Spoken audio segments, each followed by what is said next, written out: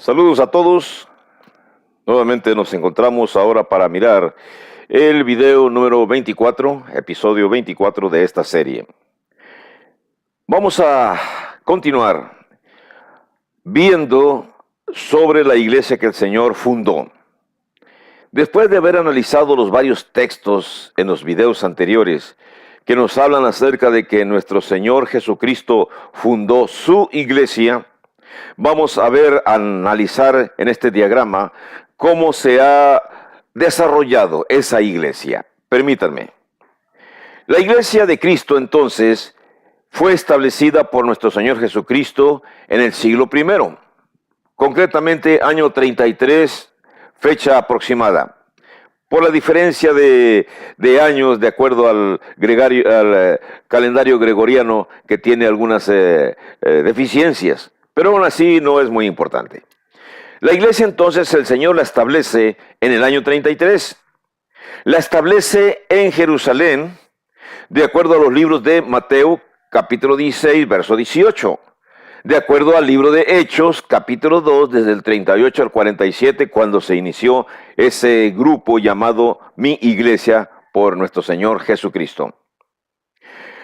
Cuando pasaron los años, Pablo le explicó a Timoteo, capítulo 4, versículo 1 al 2 de 1 Timoteo, que en los postreros tiempos, o sea, tiempos posteriores después del primer siglo, algunas personas iban a apostatar de la fe. Los textos de donde nos basamos para esta información son Hechos 20, 28 al 32, Segunda de Timoteo 4, del 2 al 4, Segunda de Tesalonicenses 2, del 1 al 7. ¿Cómo fueron o qué fueron esas tergiversaciones en la enseñanza en la iglesia que el Señor fundó? Bueno, más o menos en el año 120, son fechas aproximadas, se introdujo el uso de agua bendita. No viene en las Escrituras. En el año 150 aproximadamente, se introdujo la idea de un arzobispado. Usted investigue en sus diccionarios el significado de cada palabra.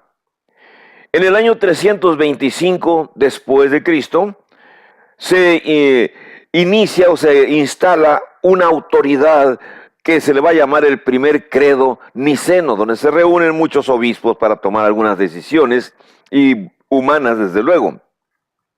En el año 394, un grupo alto de personas religiosas decidieron que nada más se debía de enseñar en el idioma latín, y se instauró la misa latina.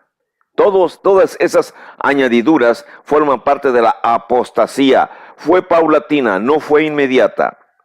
En el año 588 aproximadamente, se enseña la extrema unción. Investiguen también.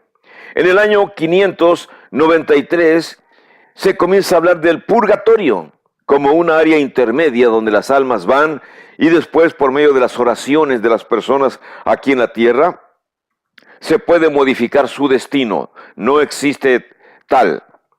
En el año 606, oficialmente surgió el primer papa y lo nombraron como la máxima autoridad en este gran grupo religioso que va a surgir en el año 311, que es cuando surge ya la Iglesia Católica Romana. En el año 670, esa Iglesia Católica Romana y comienza el uso de instrumentos musicales, lo que provocó un gran cisma, un gran problema en Europa. Habrá información posterior si acaso se solicita. En el año 1000 aproximadamente se enseñó la doctrina de la transubstanciación, que indica que en el momento en que se toma el pan hecho de harina, se transforma literalmente en el cuerpo de Cristo, y el jugo, el vino, se transforma literalmente en la sangre de Cristo. No hay tal, sigue siendo harina y sigue siendo jugo, únicamente que se inició esa doctrina. En el año 1015, más o menos, se instaura el celibato, obligando a sacerdotes y a monjas a no casarse, vivir en matrimonio. Por supuesto que hubo personas que se rebelaron y después podemos seguir investigando de eso, pero en el año 1054 se inicia la Iglesia griega ortodoxa, grupo de personas que no están de acuerdo con lo que enseña la Iglesia católica romana. En el año 1311, 1190, perdón, se hace una doctrina que se llama las indulgencias, donde se dice que el señor Papa y las autoridades eclesiásticas tienen el poder de Dios para perdonar pecados. Anduvieron recolectando fondos para la construcción de la Basílica de San Pedro, y famosa la historia de Juan Tetzel, que recorría el mundo medieval, el mundo europeo, ofreciendo indulgencias a aquellos grandes señores, grandes hacendados que tenían 2 o 3 esposas para serle perdonados sus pecados de adulterio, y de esa manera ofrecían grandes cantidades de dinero, y la Basílica de San Pedro fue construida con esos donativos. En el año 1311 prácticamente se suspende el bautismo por inmersión y se inicia el bautismo por rociamiento, quitándole valor totalmente a la palabra bautismo y lo que significa y su origen y su práctica. Así que se inició el rociamiento como sustituto del bautismo. En el año 1870 aproximadamente se inicia la doctrina para decir que el Papa es infalible. Y en el año 1950, muy cercano a nosotros, una nueva doctrina se inicia. ¿Cuál es? La de que también María, la madre de nuestro Señor Jesucristo, madre terrenal, también ascendió a los cielos. Pero siempre debemos de tener en cuenta lo que Pablo le dijo a Timoteo en la segunda carta, capítulo 3, versos 16-17. Toda la Escritura es inspirada por Dios y útil para enseñar, para redarguir, para corregir, para instruir en justicia, a fin de que el hombre de Dios sea perfecto, enteramente preparado para toda buena obra. Ahora, este diagrama, recuerden ustedes, da nada más en forma precisa cuenta del tiempo desde el principio de la iglesia hasta hoy día. Pero no hay el propósito o la intención de acusar a nadie de deshonestidad con estos datos. Solamente es información. Quiero presentar los hechos y se van a respaldar con la Biblia y con la historia secular. Para la Biblia he usado esta versión, Reina Valera 60. Y en la historia secular he basado mi información en lo que este libro nos muestra. Este libro se llama La historia del cristianismo desde el primer siglo hasta nuestros días. El autor es González, Justo L. González, desde la era de los mártires hasta la era inconclusa.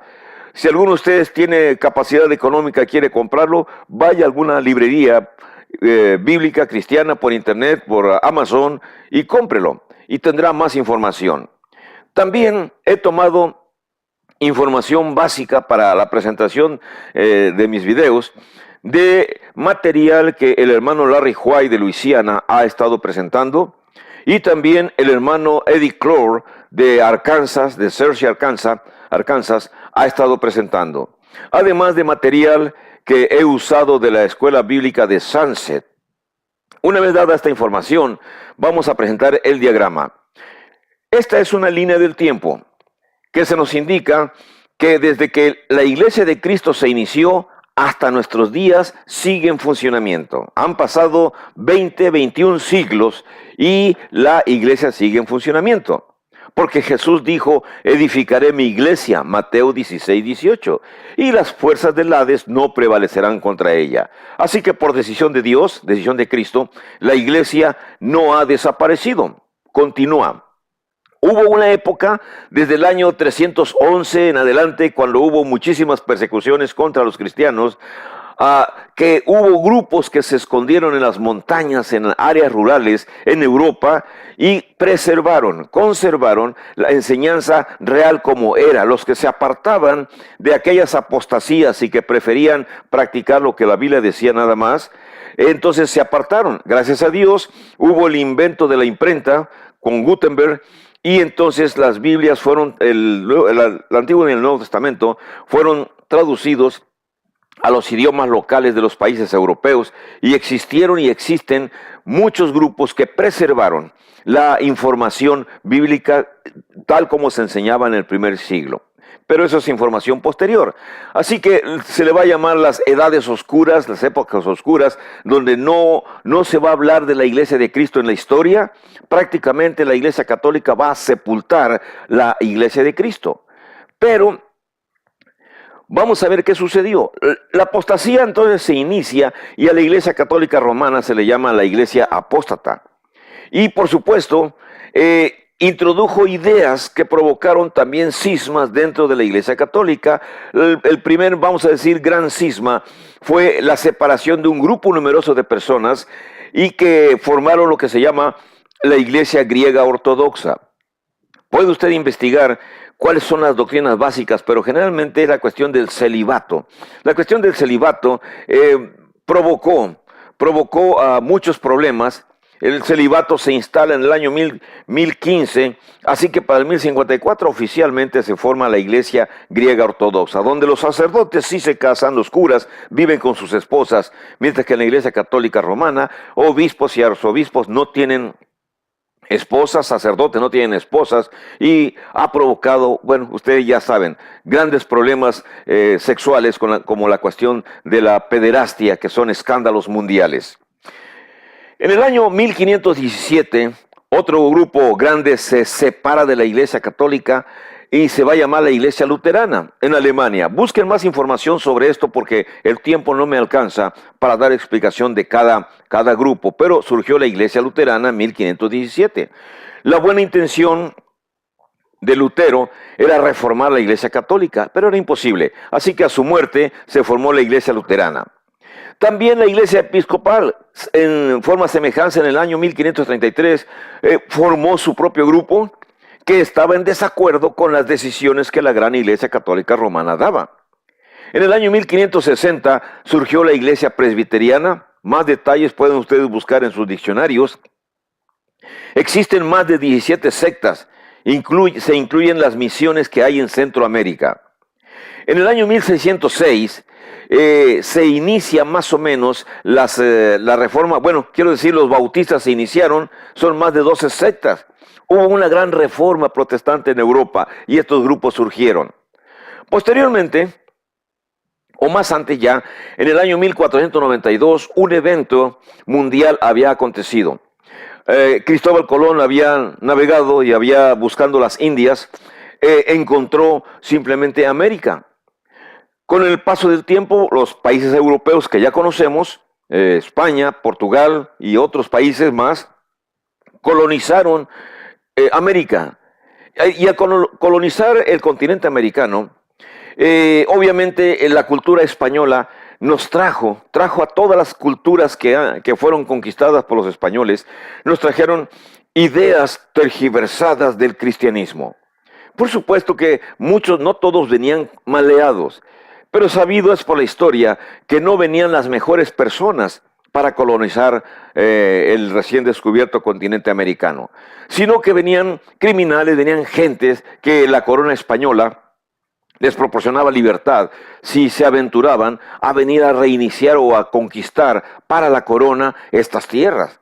Y lo hicieron a base de vejaciones de los pueblos indígenas, lo cual ha conservado mucho resentimiento hasta la fecha de los países latinoamericanos que no están contentos con las masacres que los europeos provocaron en aquellos pueblos indígenas, aquellas culturas que eran muy diferentes.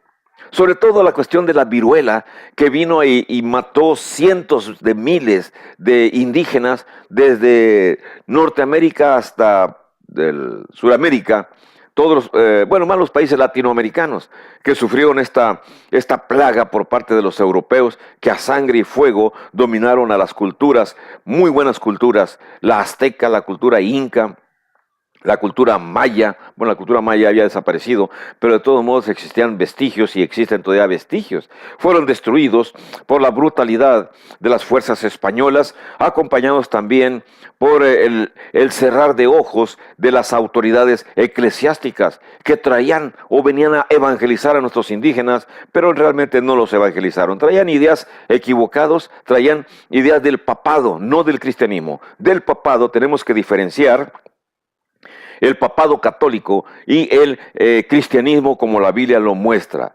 Entonces es historia, no podemos negarla. Y si alguien me refuta y dice, no, no, se instaló el cristianismo, no se instaló el cristianismo. Se instaló un cristianismo falso. No se practicó lo que realmente las escrituras enseñan. No se evangelizó. Consideraron a los indígenas, a los indios, inferiores a la cultura europea, cuando en realidad ellos eran los inferiores por su brutalidad. Ya ellos habían dado pruebas en siglos anteriores en Europa al tratar de conquistar Tierra Santa, las matanzas que se originaron entre ellos y los moros, los actuales musulmanes. Pero bueno, es historia que ustedes pueden investigar por sí mismos. La cuestión es que emigran más europeos hacia Norteamérica, particularmente Estados Unidos y Canadá, desembarcan en lo que se conocieron como las primeras 13 colonias, se formaron en el este de Estados Unidos, y también ellos, vamos a decir que fueron un poco más amables con los indios, aunque después los metieron en reservaciones, y no hubo mezcla de razas, al contrario, hubo racismo, y sigue existiendo ese racismo, porque las culturas latinoamericanas somos diferentes físicamente a las culturas europeas. Por supuesto que ya hay mucho mestizaje. Usted y yo posiblemente somos parte de ese mestizaje. No somos ni indígenas totalmente, ni somos blancos totalmente. Tenemos mezcla.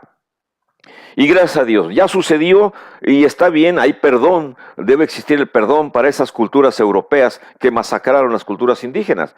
Pero en el aspecto religioso, esos grupos que en Europa estaban siendo perseguidos o que no tenían ya cabida debido a la fuerza imponente del catolicismo, emigraron hacia territorio nuevo. Y aquí en América, Norteamérica, surgieron en el año 1830, surgieron los mormones. Ustedes lo conocen.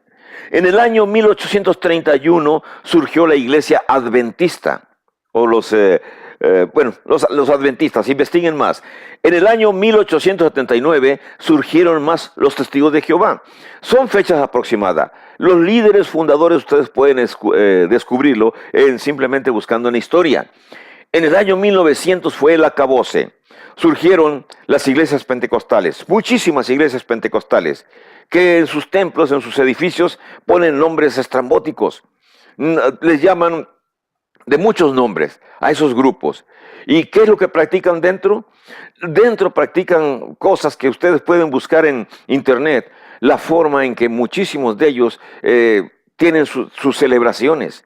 Y de verdad que es risible, es algo triste cómo guían a tanta persona ignorante a realizar cosas que son incorrectas. De esos grupos pentecostales que en el 1900 se iniciaron y se popularizaron y se extendieron para todo Centroamérica y Sudamérica, se cuentan las asambleas de Dios, las iglesias de Dios, las iglesias apostólicas, las iglesias Príncipe de Paz, la iglesia Luz del Mundo, las iglesias de los brahmanitas, las iglesias de los menonitas, bueno, y paramos de contar muchísimas otras sectas que han surgido.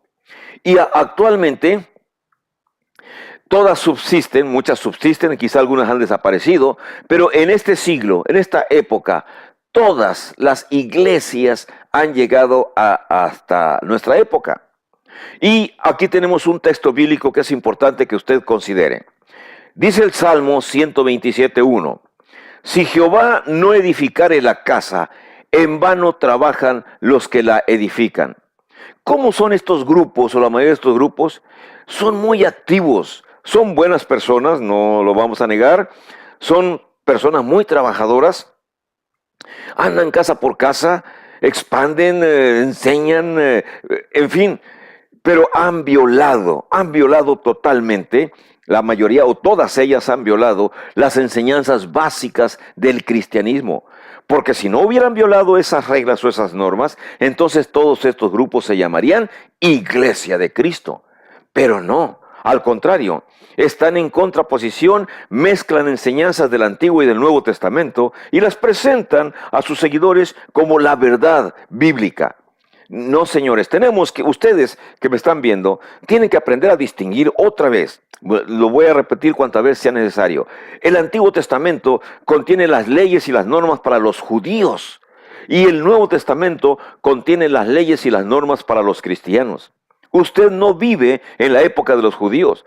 Por lo tanto, no está obligado a aceptar esas normas.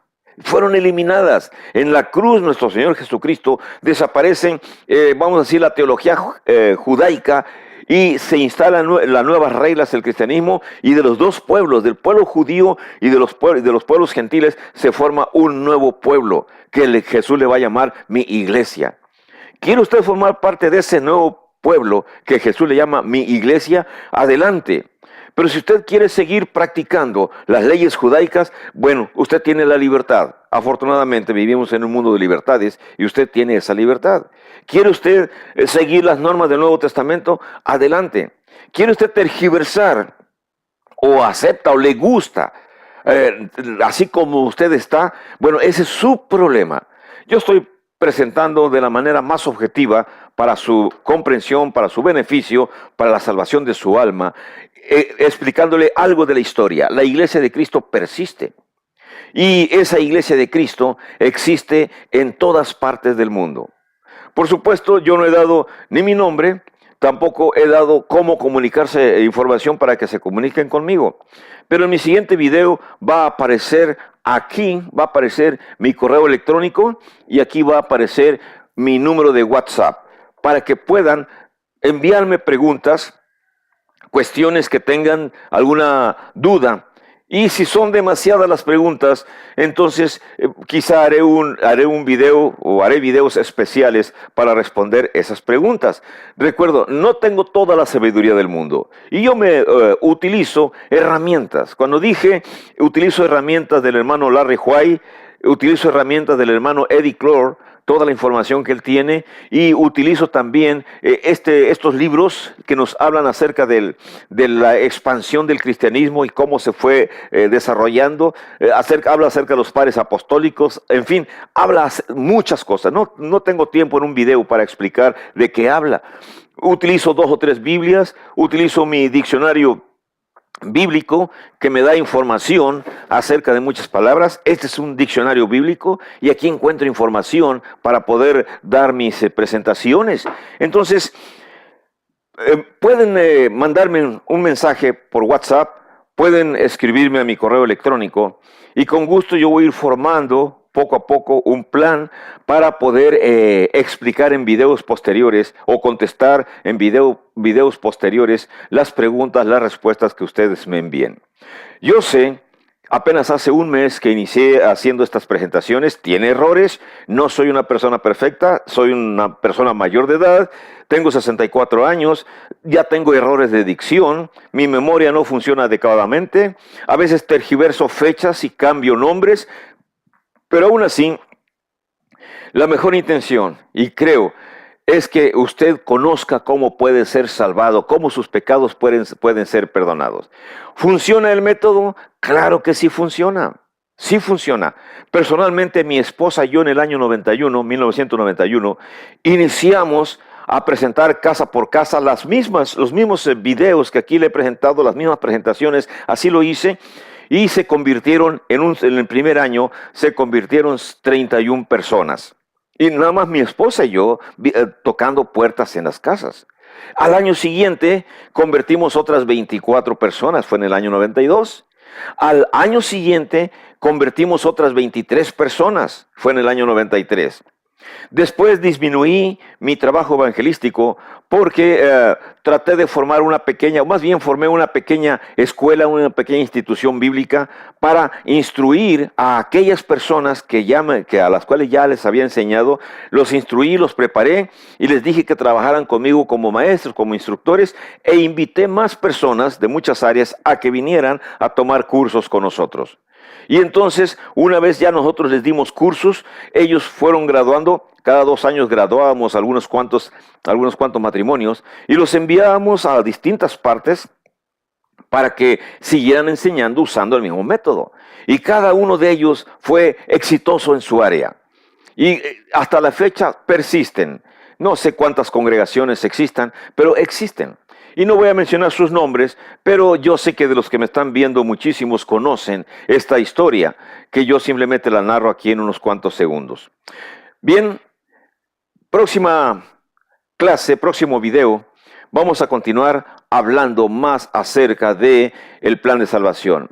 Me retiro un poco y voy a tardar 1 minuto cuando menos para que ustedes sigan viendo este diagrama, y cuando lo estén viendo después voy a apagar la cámara, pero de todos modos ustedes se les quede fijo y pueden regresarlo y pueden ver cuantas veces quieran y transmítalo a otros, mándelos por WhatsApp.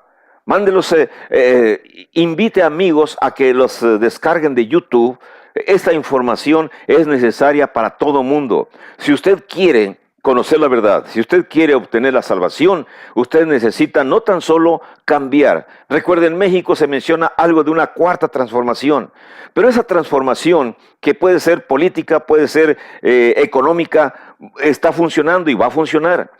Pero también dentro del seno familiar necesita haber una transformación moral, una transformación espiritual, una transformación religiosa. Esta puede ser su oportunidad, nuestra oportunidad, para tener la transformación religiosa que en la familia se necesita, y entonces iniciar con todo, sobre todo en el país mexicano. Es mi país, al cual amo y respeto, y creo que tiene un futuro muy brillante. Pero ese futuro no puede ser complementado si usted también, como persona, no inicia este cambio interno. Estudie las Escrituras, siga las guías, vea los videos, y usted puede transformar su vida para bien. Voy a dejar sin mi presencia cuando menos 1 minuto más este diagrama.